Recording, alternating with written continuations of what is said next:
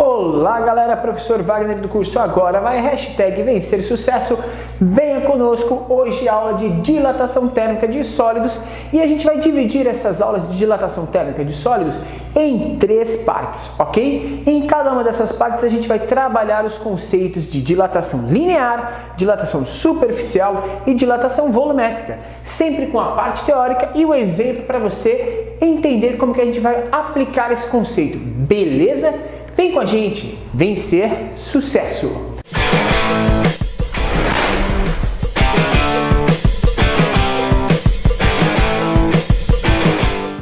Pessoal, na aula de hoje a gente vai falar de dilatação linear, ok? Os corpos, principalmente os corpos metálicos, eles sofrem dilatação, ou seja, ao aumentar a temperatura do corpo, a gente está mandando energia para esse corpo, certo? Porque eu estou fornecendo calor para o corpo e ao fornecer calor para o corpo, eu faço com que as suas partículas microscopicamente comecem a se agitar cada vez mais, com maior intensidade. Ao se agitar com maior intensidade, essas partículas começam a se separar, a se distanciar uma das outras, tendo, por exemplo, essa flexibilidade em sua ligação. Então, aqueles materiais que permitem essa transição, eles vão sofrer aquilo que a gente chama de dilatação antes de serem destruídos ou passar ou mudar de fase. Beleza? Pessoal, no caso da dilatação linear, a gente pode verificar, por exemplo, a dilatação em uma barra. Certo? Eu estou trabalhando com uma pequena barra metálica, por exemplo, e eu quero verificar, ao aumentar a temperatura dessa barra, qual que é o processo de dilatação que ela sofre. Lembrando que a gente está falando de dilatação, mas a gente pode pensar no processo inverso, ou seja, se eu aumentar a temperatura do corpo, o corpo dilatar, significa que se eu diminuir essa temperatura, o corpo sofre uma contração. Beleza? Olha só, galera, dilatação linear. Na dilatação linear, eu tenho uma barra aqui com o comprimento inicial, vou chamar esse comprimento inicial de L0, beleza? E aí eu aumento a temperatura desse corpo, então o processo que eu tenho daqui para cá é uma variação de temperatura maior do que zero, aumento de temperatura do corpo. E ao aumentar a temperatura desse corpo, o que vai acontecer? Ele vai sofrer um aumento no seu tamanho, uma dilatação térmica, tá? No caso da dilatação linear, a gente está falando da dilatação em uma dimensão, certo? Está se dilatando apenas em uma das dimensões, em um eixo, tranquilo? 3 fatores são responsáveis pelo valor da variação de comprimento do corpo. Primeiro, o comprimento inicial. Então, se eu partir de um corpo de 1 metro, eu vou ter uma dilatação. Se eu partir de um corpo de 2 metros, se for o mesmo material, a dilatação vai ser o dobro. Se for um corpo de 3, a dilatação vai ser o triplo. Então, o comprimento inicial influencia no processo de dilatação, certo? Segundo ponto importante é a variação de temperatura. Normalmente a gente trabalha dilatação térmica com a temperatura dada em graus Celsius, tá? Mas tome muito cuidado aí se você tiver que converter essas unidades.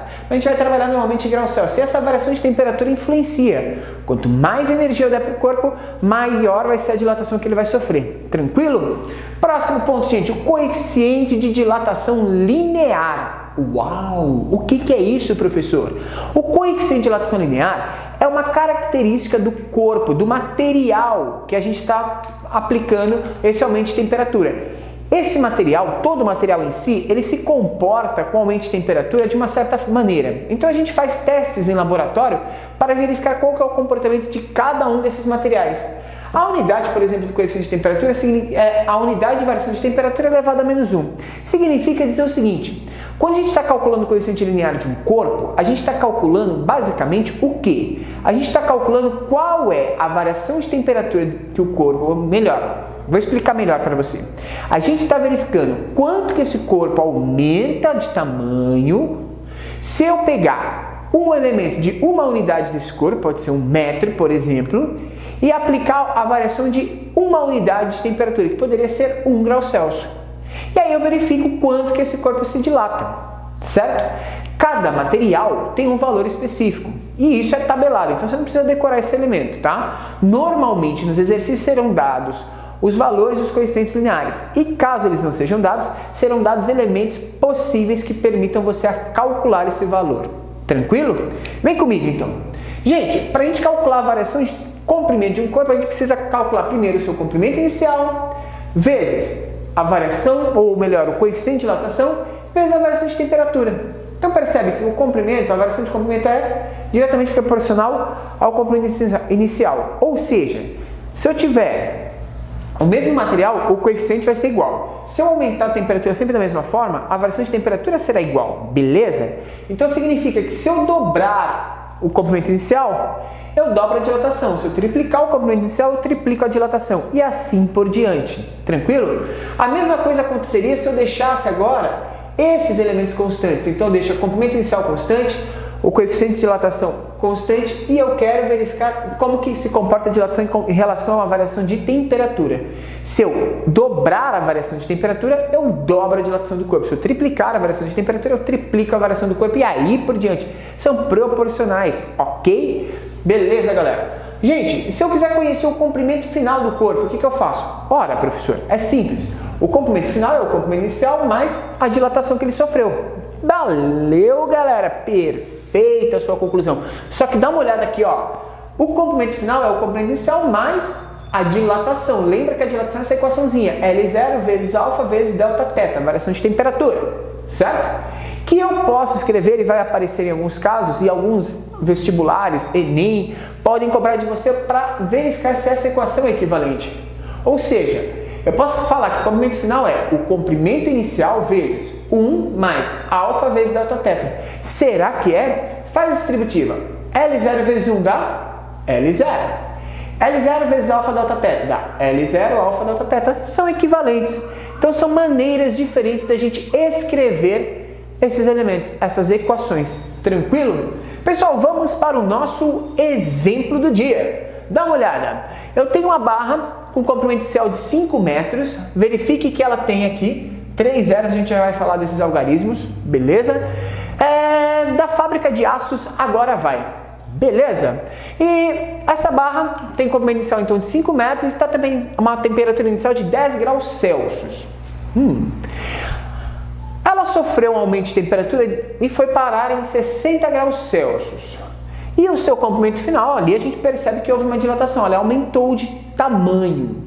Qual é esse comprimento final? E ele me deu aqui, ó, que o coeficiente de dilatação do aço é de 12 vezes 10 a menos 6 graus Celsius a menos 1. Ou seja, uma unidade dessa barra aumenta 12 vezes 10 a menos 6 unidades de medida de comprimento para cada 1 grau Celsius que eu fornecer de aumento de temperatura. Beleza?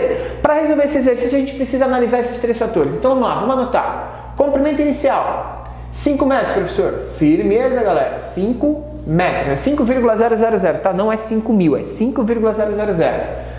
Alfa, que é o coeficiente de dilatação, 12 vezes 10 a menos 6 graus Celsius a menos 1.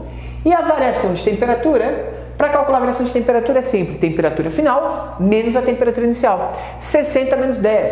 60 menos 10 dá 50. Então a gente anota aqui, ó, 50 graus Celsius. E é só aplicar na equação. A variação de comprimento desse corpo é L0 vezes alfa vezes delta teta.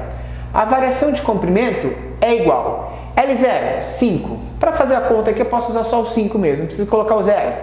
Alfa, 12 vezes 10 a menos 6. E a variação de temperatura é de 50. Beleza? Bom, isso aqui vai ficar 5 vezes 12, que dá 60. E 60 vezes 50 dá quanto? 3.000? Uau! Isso aqui então vai dar 3.000 vezes 10 elevado a menos 6. Percebe que eu fiz uma continha aqui interessante, porque tem gente aí que ainda tem dificuldade de notação científica. Então eu calculei aqui, ó, 5 vezes 12 vezes 50. Beleza?